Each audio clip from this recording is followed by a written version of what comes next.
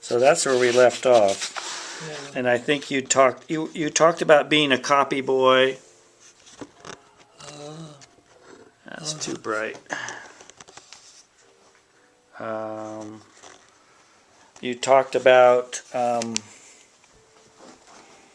how you sat out in front of the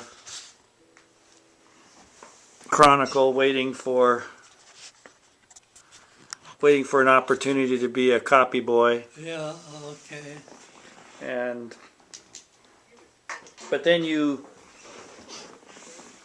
finally, after a copy boy, you got on as a writer. Is that the way it worked out? Yeah, after,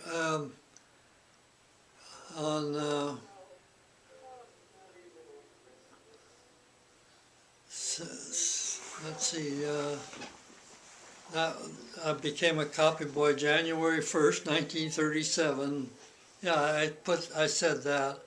And when Herb Cain was promoted from copy boy to reporter. But then anyway, it was after, when I was a copy boy, I would write. They had a box in the city desk of all kinds of little stories that came in from the mail, and it was just kind of a nuisance for the reporters to have to take, if they weren't doing anything, take them out of this and write. So I'd get in there and write all the stories I could to get them, just to get them in the paper. And so finally, after a few months, they made me, I became a writer, a reporter, and I was a real estate editor. So that was my first job. I had a real estate page, and they had to pay like a reporter's salary for it, and I would come down and get stories and about development on the peninsula, and then they'd get ads to go with those, and Dolger Homes in San Francisco, and write about these all the great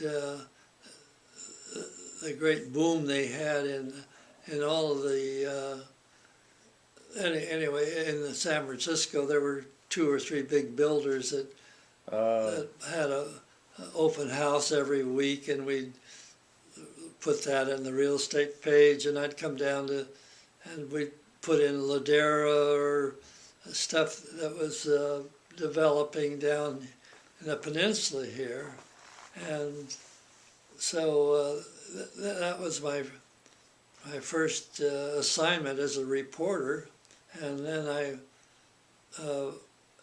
after that, I went into news reporting, and I covered most of the beats. I didn't ever cover the police beat, but I spent a year or a couple of years in City Hall in San Francisco. I was, second floor was the mayor and the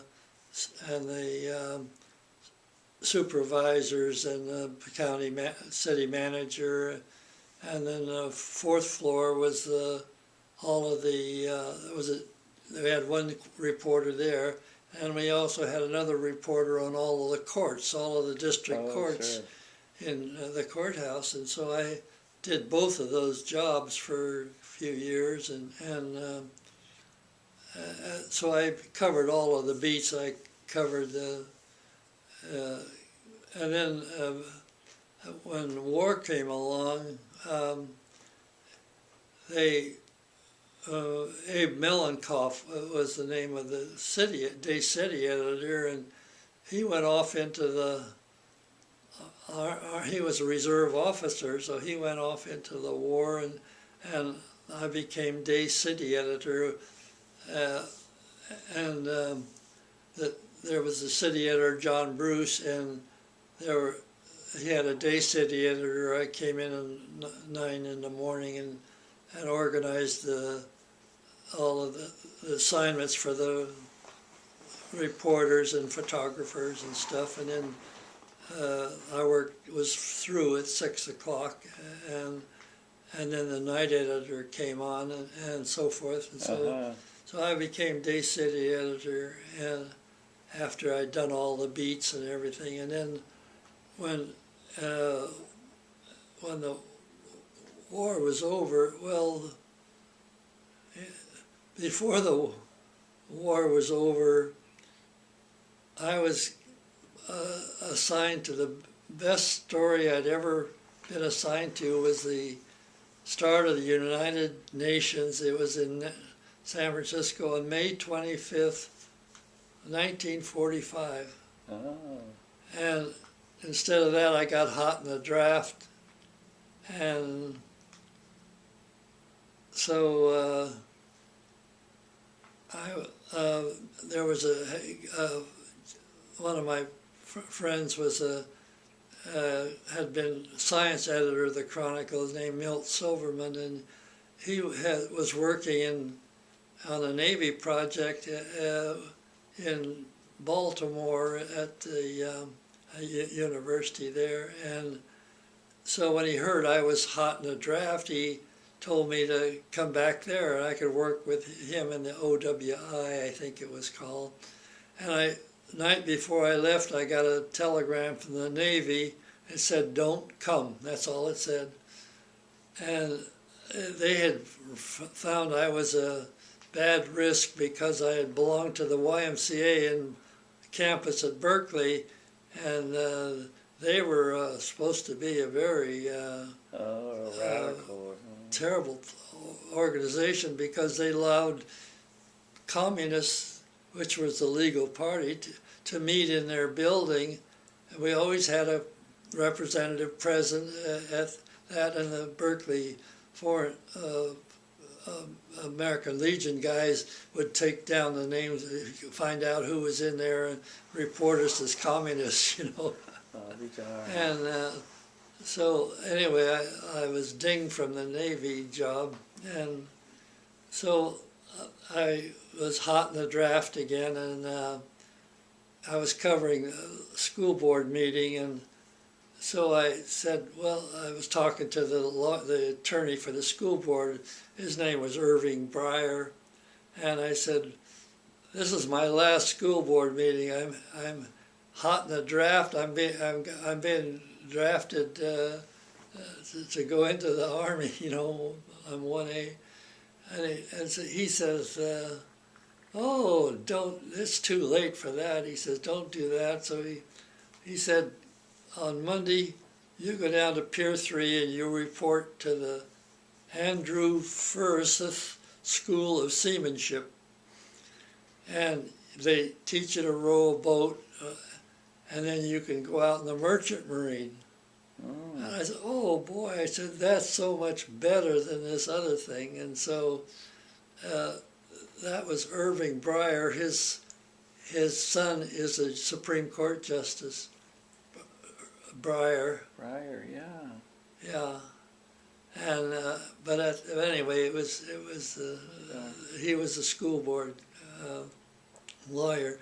So anyway, I did that. I learned to row a lifeboat, and then I went to the Sailors Union to ship out, you know, and so on May 25th, 1945, the day that the United Nations conference opened in San Francisco, I was aboard this ship and sailing out under the Golden Gate and headed for Okinawa in the Merchant Marine.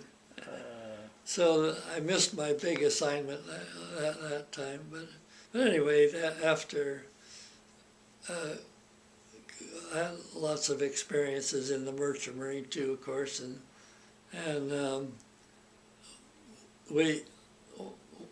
I didn't know where we were going, but when we went to Hawaii first and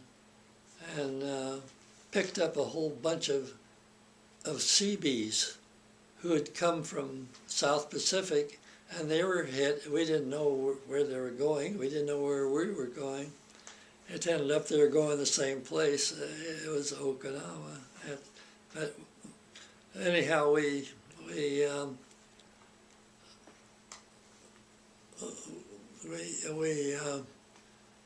were in convoy, and our gun crew was made up of a band that had been stationed on Treasure Island.